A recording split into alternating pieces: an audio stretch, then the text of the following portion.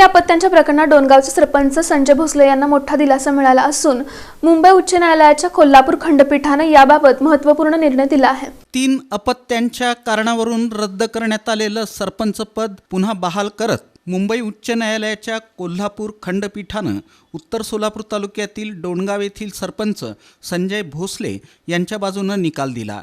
न्यायमूर्ती चपळगाव यांच्या खंडपीठानं भोसले यांची याचिका मंजूर करत 2018 साली झालेली त्यांची सरपंच पदाची निवड वैध आणि कायदेशीर असल्याचं स्पष्ट केलं। डोणगाव येथील भारतीय जनता पक्षाचे कार्यकर्ते आणि आमदार सुभाष देशमुख यांचे कट्टर समर्थक असलेले संजय भोसले यांना 3 अपत्ये असल्याचं कारण पुढं करत विरोधकांनी त्यांची निवड रद्द करण्याची मागणी केली होती।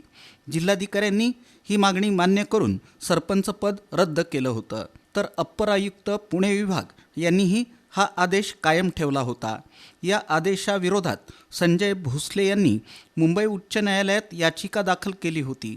सुरुवातीला त्यांना स्थगिती मिळाली होती, त्यानंतर प्रकरणाची अंतिम सुनावणी मुंबई उच्च न्यायालयाच्या कोल्हापूर खंडपीठात झाली। यावेळी उमेदवारी अर्ज भरताना भोसले यांची केवळ 2च अपत्ये हयात होती हा महत्त्वाचा मुद्दा ग्राह्य धरत न्यायालयानं सर्वोच्च न्यायालयाचा निकालाचा आधार घेत भोसले यांची निवड कायदेशीर ठरवली।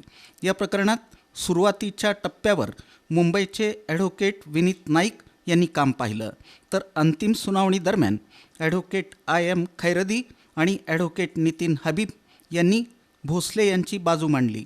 विरोधकांच्या वतीनं ॲडव्होकेट अभिजित कुलकर्णी यांनी युक्तिवाद केला। या निकालामुळं राजकीय वर्तुळात मोठी चर्चा सुरू असून संजय भोसले समर्थकांमध्ये समाधान व्यक्त केलं जात आहे।